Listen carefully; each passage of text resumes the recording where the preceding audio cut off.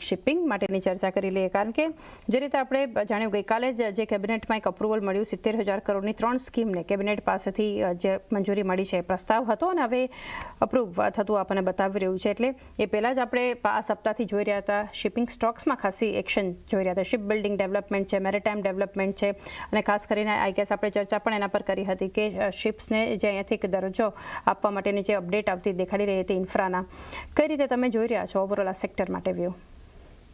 Shipping માટે તો ઘણા પોઝિટિવ છે. ઇવન લાસ્ટ બજેટમાં પણ એક સારું એવું બજેટ એલોકેટ કર્યું હતું શિપ બિલ્ડિંગ અને રિપેર્સ ને ઓલ દેટ.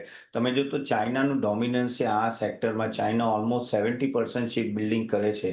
અને કેમ શિપિંગ પર ફોકસ છે? કેમ કે એમાં મેન પાવરની જરૂર છે અને આઈ થિંક એ એક ટાઈપનું મેન્યુફેક્ચરિંગ યુનિટ એવું છે કે જે ઘણી બધી રોજગારી પણ આપી શકે છે. અને આગળ જઈને અગર આપણે થર્ડ લાર્જેસ્ટ ઇકોનોમી બનવાના તો of course you need more ships. નહીં તો આપણે ખાસ એવા ચાઇના પર ડિપેન્ડન્ટ રહ્યા છે. તો ગવર્મેન્ટ એ જ ફોકસ કરે છે કે આવતા 10 વર્ષમાં શિપિંગમાં એક સારો એવો ગ્રોથ થાય. અને જે રીતે બજેટ એલોકેશન થઈ રહ્યું છે, જે બીજા નવા પ્રોજેક્ટ દેખાઈ રહ્યા છે, એ પરથી એવું લાગે છે કે આ સેક્ટરમાં ગ્રોથ થશે. હવે આમાં અમુક જ છે પ્લેયર જે તમને ખબર છે. એક તો ગાર્ડન શિપયાર્ડ છે, પછી કોચિંગ શિપયાર્ડ હોય કે એસસીઆઈ હોય કે આ બધા આઈ થિંક સ્ટોક્સ લાઇમલાઇટમાં રહેશે. અને અહીંયાથી પણ મને almost double digit growth minimum double digit growth દેખાય છે.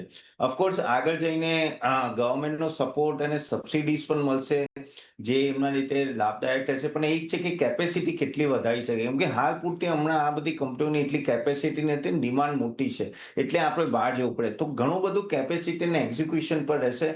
પણ આ બધા સ્ટોક્સ આઈ થિંક આ એક કોર પોર્ટફોલિયોમાં રહી શકે, કેમ કે એક સેક્યુલર ગ્રોથ દેખાય છે. તો ઓફકોર્સ મારા ટોપ પિક હશે પહેલું જીઆરએસી અને કોચિંગ શિપયાર્ડ અને પછી એસસીઆઈ. પણ યસ, આ ત્રણેય સ્ટોકમાં હું પોઝિટિવ છું. ગાર્ડન